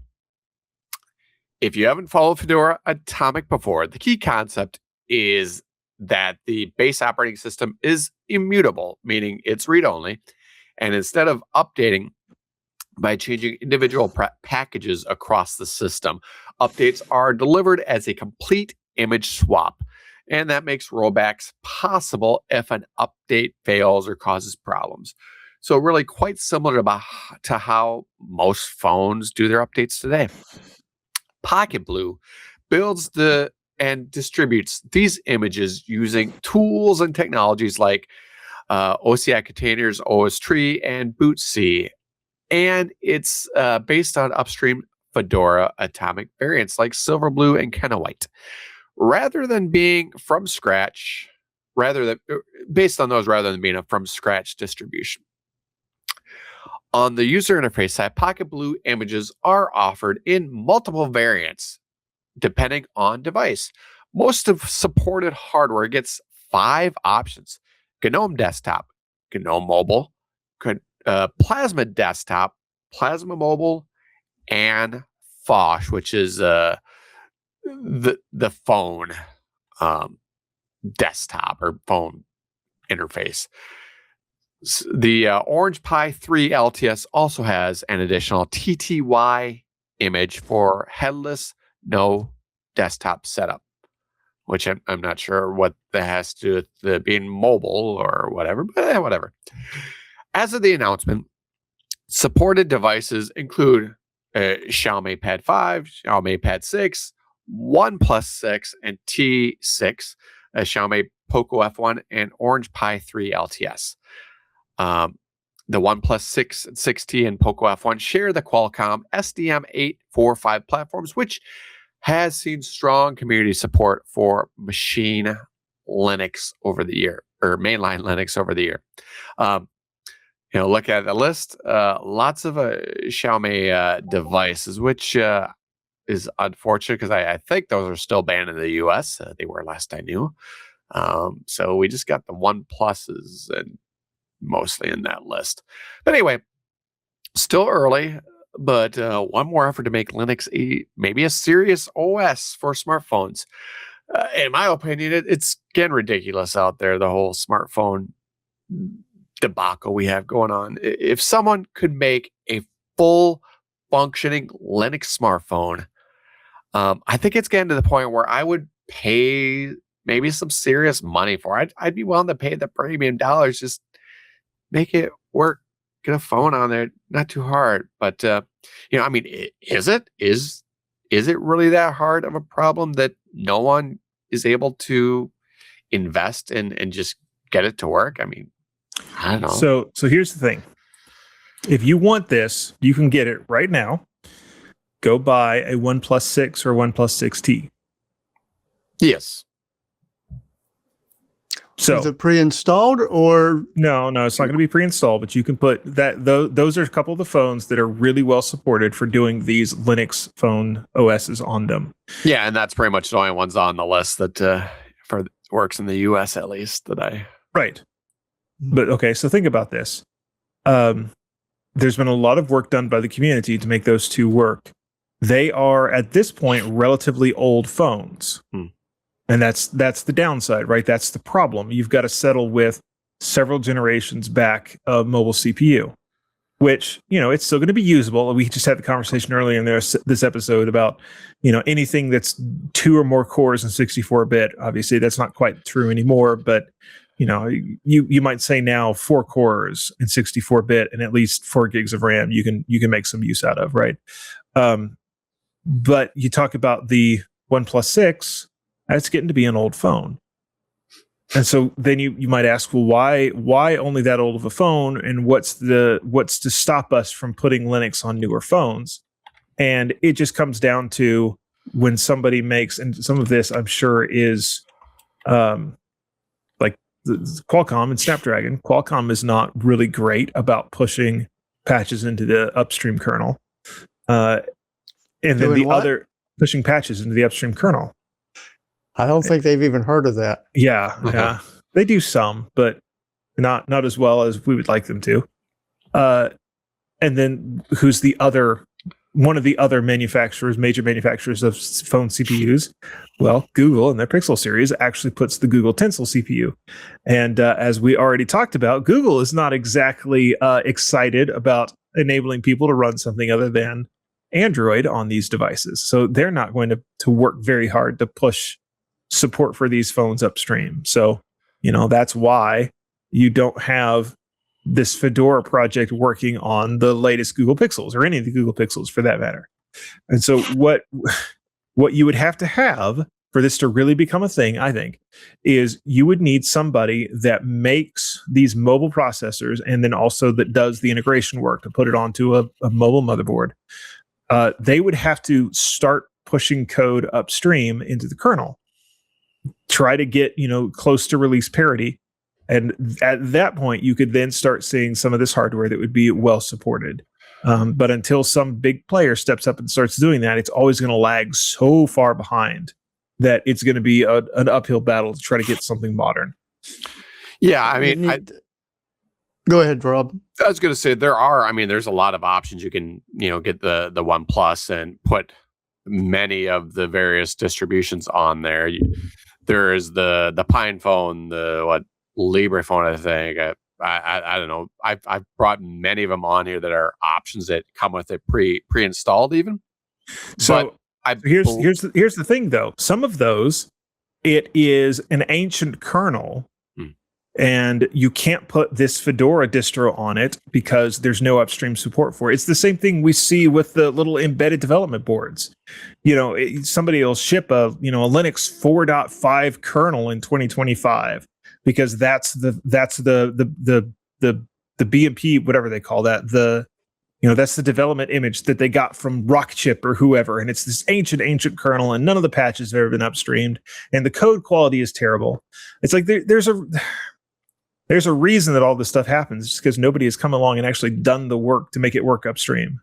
But I think, even for all these that are available, probably this one, and I could be wrong. I've never tried it, but I believe the actual, the phone functioning pieces aren't really there on any of them, like the calling, the SMS. I think they're more like little Linux computers, I believe is my understanding. I don't know. I've never actually run one of these distros on one of these phones. Oh boy, that makes me feel old. The OnePlus 6 was released in May 2nd of 2018, and Wikipedia helpfully points out 7 years ago. You can find on eBay for around $90 is what I found when I was No, you could get one. You can get one reasonably inexpensive if you want to play around with it, but you still have a 7-year-old phone. I might just have to do that and see what the situation is. And who's currently getting those 7-year-old phones? A lot of them get shipped to third world countries. Third world countries or low income. Yeah, absolutely. That absolutely happens. I keep mine that long. All right. Jeff has a story here about GNU Octave, and I don't know what this is. I'm looking forward to hearing about it. We're going to let Jeff talk about it right after this. We cover a lot of software releases, KDE, Blender, and so on. But this week, I thought I'd cover a little different type of software release. GNU Octave version 11 is out. And I know there's going to be a few out there asking, what is this even? What is this? Okay, from the wiki, GNU Octave is a high-level interpreted language primarily intended for numerical computations. It provides capabilities for the numerical solutions of linear and nonlinear problems and for performing other numerical experiments. It also provides a lot of graphic capabilities for data visualization and manipulation. The program's named after Octave Levenspiel, a former professor of the principle's author. And GNU Octave is normally used through its CLI or GUI, but it also can be used to write non-interactive programs. So it's just can be used like a regular program or script. The project was conceived around 1988 and was first intended to be a companion to a chemical reactor design course. So the GNU Octave language, and this is important here, this is one of the key parts, the language is largely compatible with MATLAB so that most programs are easily portable. In addition, functions are known from the C standard library, from Unix system calls and functions, and stuff from C, C++, Fortran code can be called from Octave, or using MATLAB compatible MEX files, MEX- files. Basically, too long didn't read. If you're into data science, just normal science, engineering, simulations, this might be something of interest. Now, and just in case somebody doesn't know, MATLAB is a big computational professional solutions engine. I used to use it when I was in college for a lot of signal analysis type stuff, and it's not very cheap. Even the student / personal is is a little pricey. Not only just when I looked it up, it was $165 for the base program, and then there's all sorts of modules that add on. You can get into several hundreds of dollars very quickly. But I digress. If you don't want to use that, that's what this is for. Version 11 has made huge changes to be more compatible with MATLAB, and several commands have been upgraded to return the correct data type. Functions that have had flags added to them, so it overall better matches any programs that you move between it matches the programs. Let me rephrase it. It better matches the programs that you write, so it can convert between Octave and MATLAB. There have been 11 new functions added for various data analysis, both computational and functional. Many functions have been rewritten to have speed increases, some by up to 6x times previous performance. And many have also had changes while still being faster. They use less memory, which can be important because some data sets can be rather huge depending on what you're actually crunching. Several functions have increased their accuracy, both normal, and some have added switches, such as the sum function, where if you use the extra option, it will increase the precision even more. The GUI receives some love, like being able to better browse files and manage open files that someone might be editing. It can also use scalable SVG icons now. So basically, if this sounds like something you'd like to take a look at, take a look at the article linked in the show notes. I didn't go into the detail, the article did. And if you really want into the details, follow the links in the articles to the release notes where you can get full details of the changes. I kept it very high level because I didn't think people wanted a huge, the huge chunk of the audience didn't want to hear me read things like the function QP now has new input option, allow semi-definite for problem instances where the Hessian matrix is positive semi-definite instead of positive definite. There's a lot of that in there. So the math scientists, the engineers, you're going to love this. All that being said, there are simpler things it can do as well. So if you want to do basic algebra plotting, you can do that as well. Sometimes it can be fun to play with equations to see what kinds of 2D and 3D shapes you can make, or it can solve simpler problems. So it's not only for the hardcore analysis types. You can use this for much simpler things too. So we talked a lot about the higher end, but the lower end is also there. So if you want to get playing with it, and you don't have to have a PhD to understand the program, take a look at the new version and go get your geek on. I can't help but think of the old TI-83 Plus calculator that I had to have for doing high school algebra. HP48G was so much better. I needed that for college. Yeah. It's doing some of the same things, right? Like the 2D graphing, y equals mx plus b and all of that. It's just Octave lets you go way beyond that and do more interesting and more complicated math. One of the apps I run on my phone, you can kind of see it here, an HP48 GX emulator. Mm-hmm. So for those of an older generation, there was a big war between TI calculators versus HP calculators. And I was on the HP side. That was our college calculator. That's all we used was the HP 48s.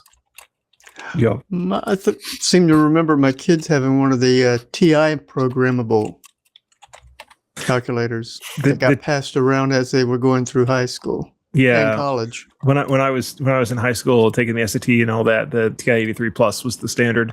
I don't know if people still use that, because everybody's got a cell phone now. But one of the reasons the TI-83 was so popular is that it was limited.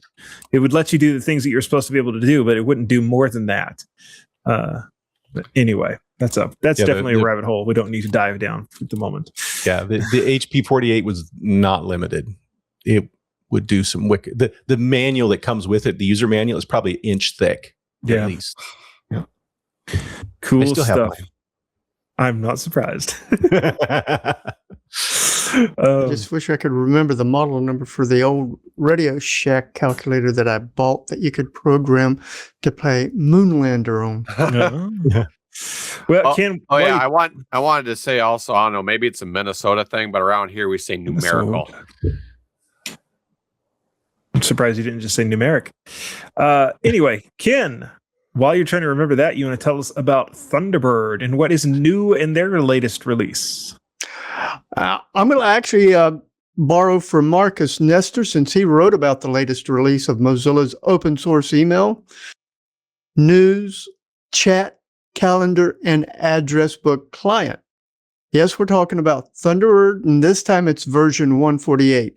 It improves accessibility in various tree views, add favorites as a destination for move to, and file buttons, and exposes NTLM as an available authentication method for EWS accounts.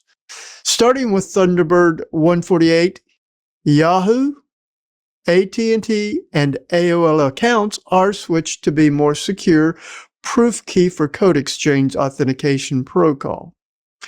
The protocol. Also, Thunderbird now removes read folders from the unread folders view. Thunderbird 148 also fixes an issue where adding a Gmail account prompted for OAuth during auto configuration, and an issue with the move message to filter action not being logged. Now, since I've only touched on some of the updates and fixes, I do recommend reading Marcus's article for more of those important details. Yeah, interesting stuff. Have they made any progress with making Thunderbird work with what's the name of the Microsoft Exchange server? Yeah, I know that was something that they were really talking about back about a year ago, maybe 6 months ago. Yeah, 6 months. Let's pull up the release notes and see what it says. I don't remember you saying anything about Exchange during that. Yeah, that would be big. I didn't think that was that important. It's pretty big. It would be pretty big on the news story. So if it wasn't written down in the story, it's probably not on the change log. Well, they were working on it at one time, so I don't know if the level of functionality it has. They announced it recently. I remember having the story last fall or something. They announced it for their 2026, I think, roadmap. Or did they just start quietly concentrating on trying to get everybody migrated to the service they're now offering? Well, so there is actually a bit of news here that relates to that. One of the new things is the NTLM support for an authentication method for EWS. EWS here being Exchange Web services. I think EWS is going away, though. That's very possible. I'm pretty sure I heard that's ending. Thunderbird 145 got EWS support. But Microsoft says something is ending and it'll be supported for 10 more years. April 1st, 2027. Unless it's Windows 10. Now, April 1st, 2027, Microsoft Exchange Web Services is set to be phased out with a complete shutdown for scheduled for April 1st, 2027. The phase, for those that don't want to pay for it. Yeah. I'm sure if you pay them enough money, they'll continue to host it for you. The phase out began in October of last year. Fun. All right. wrong time to get that working. Yeah. Awkward. All right. So there is one more bit of news. I thought about not covering this, but it is pressing enough that we're going to talk about it. And, one of the things that I kind of have a hard and fast rule on the various podcasts that I do is we don't get political if we can all avoid it. And so I'm not going to dive into the political side of this. I will do my best to not make snarky comments. But there is a new law. This one in particular comes out of California, although I will say that California is not the only place, and the United States is not the only country that is looking into this sort of thing. So this law says it's about age verification, right? And it's Assembly Bill number 1043. It becomes active January 1st, 2027. And it says, among other things, that an operating system provider is required to do multiple things. And one of the things that an operating system provider is required to do is to provide an accessible interface at account setup that requires an account holder to indicate the birth date, age, or both of the user of that device for the purpose of providing a signal regarding the user's age bracket to applications available in a covered application store. End quote. So you may see headlines about this that, oh no, Linux is required to verify your age, which, yes, it's true and it's not good. It could be worse. So like, let's be clear. It could be worse. Some places where you have to do an age verification, you've got, and I've had to do it for setting up accounts. You've got to do the whole hold your ID up and take a selfie holding your ID so that we can tell exactly who you are and we get a copy of your ID for age verification. Okay, you're not going to have to do that to set up a new Linux computer. But I'm sure that in compliance with this, there will be distros that will start asking you as part of the setup process, how old are you? Which of these age brackets do you fall into?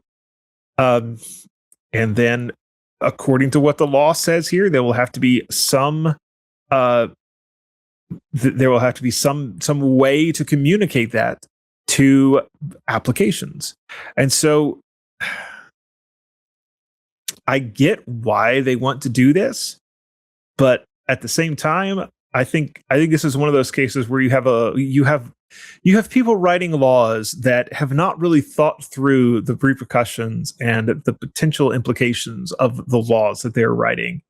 And the vast majority of Linux distros are not going to do this, but you probably will have some that have a legal department that will say you really need to do this. So maybe Fedora, probably Red Hat, maybe Ubuntu, starting in 2027. I could see it coming. Now, this is all assuming that this law does not get struck down by the courts, which there are already challenges against it.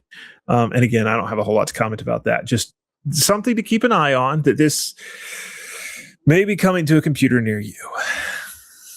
Lawmakers unencumbered by the thought process. Yeah. Actually, from my point of view, I think Linux is already doing that via the sysadmins having that information put in when the user account is created. Well, you don't have to put it in though. I don't think I've ever been prompted for that. I've never been prompted. Yeah. Next time you do a new install and it asks you to create, look at what options you have for filling out about your user. What distro do you have more options? I've never seen that. I just do command line. I do add user, but it does ask you a whole bunch like office number, and I don't know if age is one of them. Birth date. You don't have to enter. You just say, I just say enter. But then again, the assumption is if you're sysadmin ending that, you've got somebody that's of the legal age to work for you. And that still has to be passed on. So even though that collects it, still has to be able to be passed on to other apps, which probably isn't being done. Well, I can tell you, businesses are going to say, we don't need that. We're already doing that through our HR. Yeah, but this isn't about the way the law is written. It's not put on businesses. It's put on the OS manufacturers. And the other question that you'll quickly get into is, so for example, Ubuntu, like, do they have a nexus in California? Does California have the right to try to enforce this law over Ubuntu? And with Ubuntu, it might. Unfortunately, California being what it is, a lot of these tech companies will have a presence there of some sort. Yeah, but somebody who just makes a distro out of Brazil, what enforcement are they going to have for that? Not out of China or any of the others that don't have a corporation backing them. Yeah. If there's not a corporate, if there's not a nexus, that's the legal term you'll hear is if there's not a nexus in the state of California, then there's not going to be any change as a result of this. But a lot of the big tech companies, even the ones out of Europe, have a nexus of some sort in California because they want to be able to sell to American businesses. And California is a really popular place to put a tech office. And so there's a lot of them that are going to fall under this. Then I'm going to ask, could PAM do this for you? It could. You could build this into PAM. I don't know if it is there already or not. Like technically, this is an easy thing to do. It's not that hard. It's a trivial thing to do on the technical side. The problem is whether you think the government should stick its nose into this level of detail about how your computer behaves. And how are they going to be able to enforce it for places? Well, and it says for any OS. So if I install OpenWrt on my router, I'm installing an OS, and you need age verification for me to do that. If I install something new on my toaster, you're going to need age verification for me to do that. It doesn't make sense in places. Look at Linux from scratch. Yeah, and plus, being open source, so anybody can just bypass it. Correct. Well, I've heard stories about people bypassing, like the Fedora for a while had an end user license agreement. I don't think they still do, but they did for a while.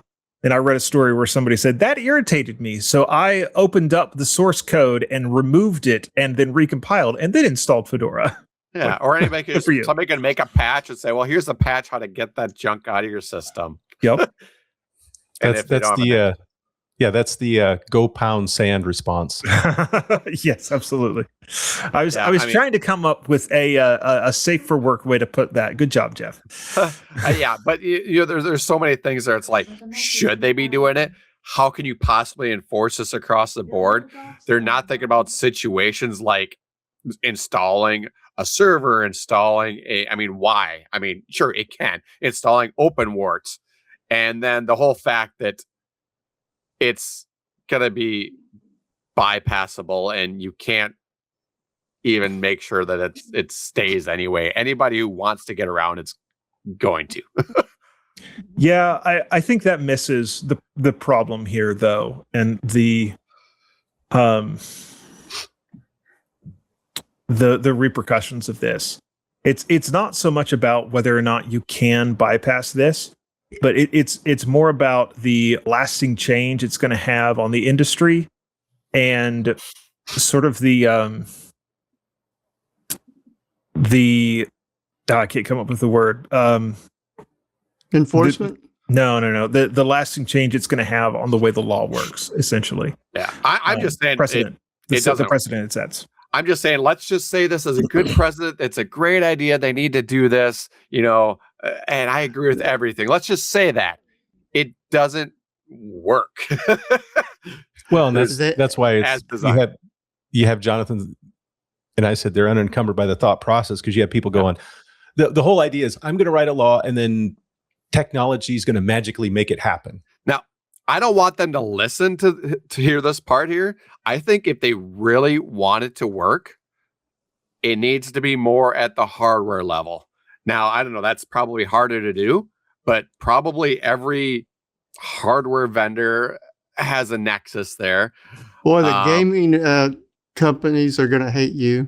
And the toy companies. They don't listen to this anyway. But anyway, and then that's at a deeper level than the open source OS that can be, it'd be harder to bypass. So realistically, start putting a chip in everybody at birth. I'm trying to remember what it was called. It's like a TPM chip, but it's age. There was back in the 90s this push to put basically an age verification chip inside of TVs. Was it the V chip? Is that what I'm thinking? Oh, yeah. Yep. That's the V chip. Yeah.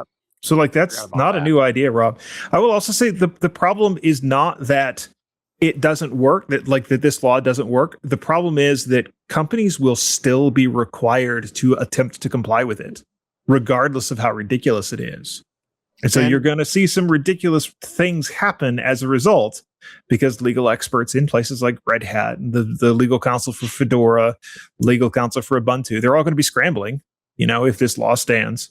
They're going to scramble. Why it doesn't work, because it just forces them to do stupid stuff. Yes, but then you have the problem that they've been forced to do stupid stuff. Like, that's a problem in and of itself. Exactly. I mean, that's part of it not work. I'm not saying I'm not saying it's just not able to function. I mean, it's not able to work on multiple grounds, like as in it's not going to work as you're making them do stupid stuff like scramble and try to put something stupid in there, and it's not going to work as because people can bypass it, and it's not it doesn't work because they're not considering the things like routers and they're Routers and other firmware is an interesting question. I don't know what would happen there. The only way to really truly do age verification is make having any type of privacy illegal. Yeah, so I mean that's eventually if you really want strict age verification, you've got to have only verified accounts, and that's what some industries are. What's that, Jeff? Or maybe maybe the parents just take responsibility and stop relying on the government. Just remove the stigma and make things like nudity not a problem. Our government wants to be our parent now. All right, we are now falling into the political stuff that I did not want to talk about. So we are going to move on. I too have thoughts, but that's not what this is about. We are about to move into command line tips. I know we've got some fun ones here. We are going to take a quick break and then we'll talk about the tips. All right, Rob, I'm glad you're ready. You are up first. What do you have for us today? All right, so this week I have a tip. It's very similar to last week. In fact, it's pretty much the same thing, but slightly added feature set and written in a different language. So this week, my tip is PyNetScan. So just like last week, it's a network scanner, except for this one's written in Python. Who is this weirdo that wrote it? So for those looking at the screen here, it looks just like last week. It shows the IP, a name, which is actually pulling from various sources. If you notice, the one last week did not necessarily work properly. It has the MAC address like last week. The manufacturer also has the OS, Windows or Linux/Unix, shows the ports open right there on it. And if I click into one of these, it has some SSDP information, so some extra information, MDNS if it's there, shows the open ports. And if I want to ping, at the top it says there, I just hit P and it's going to ping it. Now, if I go back, I can look into any of these. Now, it doesn't scan every port. It scans a listed amount.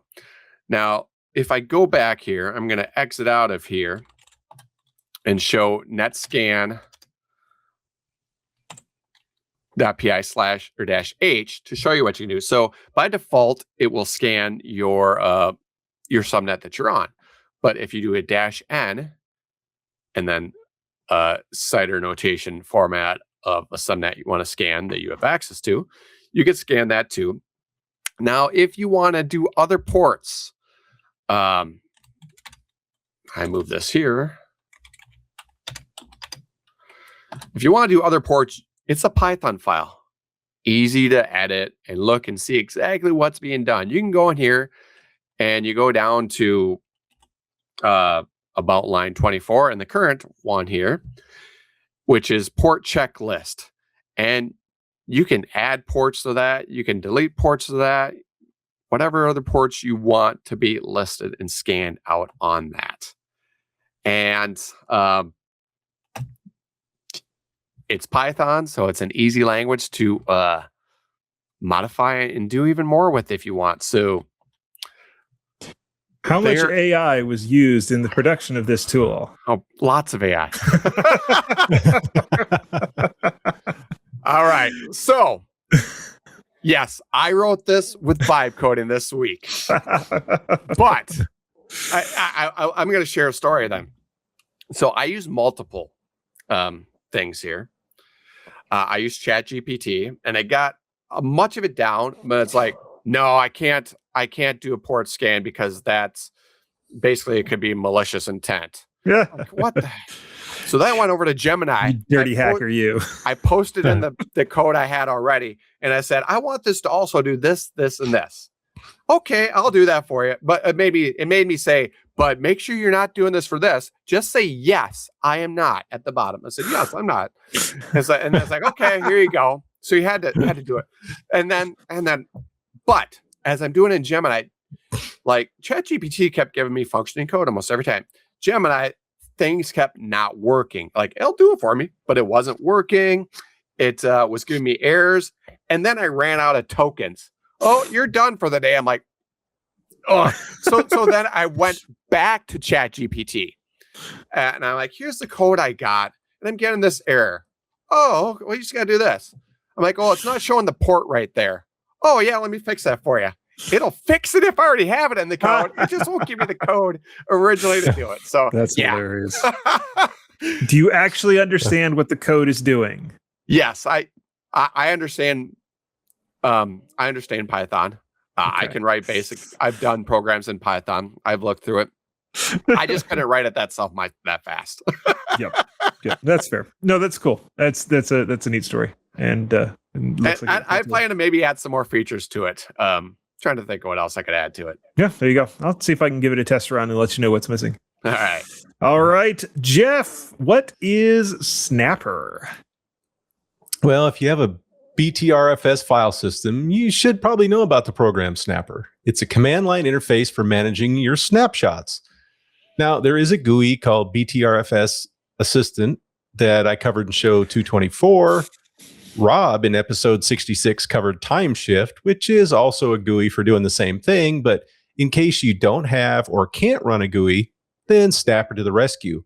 The link into the show notes is to the Arch wiki page for Snapper, but Snapper is also used on non-Arch distributions. Basically, if you use BTRFS, you should have Snapper. Now, depending on your distribution, it might or might not be installed, and on mine it is. But if not, the wiki page goes through and a few easy steps of the initial configuration, so you can create and define the paths where your configuration files are, your snapshot locations, things like that. So and it's only a one-time thing, but they walk you through it in a real nice manner. Then with Snapper, once you got it going, you can manually take a snapshot. You can have it automatically set up and to take snapshots, and you can set times. You can have it every hour, every day, every other second Tuesday of the month. Kind of almost like a cron job where whatever you want. On CachyOS, every time you do an update, it will take a snapshot. And there's also, which you might think there's might have a lot of snapshots piling up, but there's also switches so you can list your snapshots, you can clean them up, you can delete them, both manual and automatic methods for each, and you can control your revisioning. So take a look at the wiki page in the show notes, and you can have total control of your system and keep things working. And maybe when you venture down the wrong path, and you can back out of it and take the other fork in the road. Very good. I recently learned that in Frost's poem about taking the other fork, it was actually a joke, and it's not as the whole thing is a joke about it really didn't matter. Oh, I didn't know that. I was actually, whenever I hear a fork in the road, I think of Johnny Carson doing his old skit. You might be too young for that, Jonathan, but I am. I just think about eating. I see. All right, Ken, what is media info? Well, it's a command that lets you get information about that media file that you've got, or media files, whether it's an audio file, graphics file, or even a picture that you've got saved as a JPEG or a TIFF. The basic way to use it is you just type media info, and if you're in the directory of the file in question, then the name of the file. Otherwise, you want to have the full path to the file right after it. You can get some basic help by typing -H after media info, and that'll tell you some of the other options that you have available. Just to give you a hint, look for a way to take that media info and turn it into an HTML document so you could actually display it on a web page. Oh, cool. Nifty. All right. I've got a command line tip for you that unfortunately I've not gotten a chance to play with yet, but it looks really cool. It's Espanso, and it is a text expander. I found an article talking about the various text expanders, and this was the one at the top. And I looked at it and I find it very interesting. So what this does is it essentially runs as a service on your local machine, and it watches what you type. And if you type in a keyword, it will automatically replace that keyword with something else. So, for example, you can type :date, and it will replace that with a date string. And there are other. There's a bunch of different ones that you can do. One of the interesting ones is emojis. So like if you want to replace your typed emojis with the actual emojis, some of which are very difficult to type. For example, that shrug emoji, that uses characters that non-ANSI characters, non-ASCII characters, excuse me. And so, that was difficult to type. You could just have a shrug and let a program like Espenso replace it for you. I've not installed it yet. There is an RPM available, but it's not one of the it's not off of one of the repositories that I've used before. So I'm doing some due diligence before I go and install it. But it looks really cool, and it looks like something that could be super useful to have just on various desktops and laptops. So Espenso and this whole the whole category of text expanders is pretty interesting and something I'm going to dive more into in the days ahead. So basically, lets you create a library of snippets that you can have Absolutely. and expand them wherever you need it. Yes, When you're doing bash scripts, all the way up to including full-blown scripts that run when you type out one of these, and it would then just replace whatever you've typed with what the script outputs. So all kinds of cool stuff in there. Also, if you run a script and your script has that short code in there, it will expand it when you run the script? No, you can have your script be the thing that runs when you type in the short code. Oh, got it. Oh, so it's an alternative to Alias. Yeah. Well, it's kind of an alternative to Alias. It's kind of an alternative to using like the $sign curly braces inside of a one-liner. You'd be able to use this instead. It's that sort of idea, though. But anyway, yeah, I'm going to play with it in the week or two to come and see if we can get a bit more information about this and some of the others. All right. Well, that is the show. I'm going to let each of the guys get in the last word or quote some poetry or plug whatever they've got to plug. We'll let Jeff go first. I have a feeling I know what he's going to bring. Jeff. I am going to bring the poetry. Printer not ready. Could be a fatal error. Have a pen handy. Have a great week, everybody. The old school pen. All right, Ken. You always want to have a backup for everything, even for when it comes to printing. Yep, absolutely. All right, and Rob. First, I have to ask Jeff, are you running out of these yet, or somebody keep creating new ones for you? Like, you've been doing this a long time.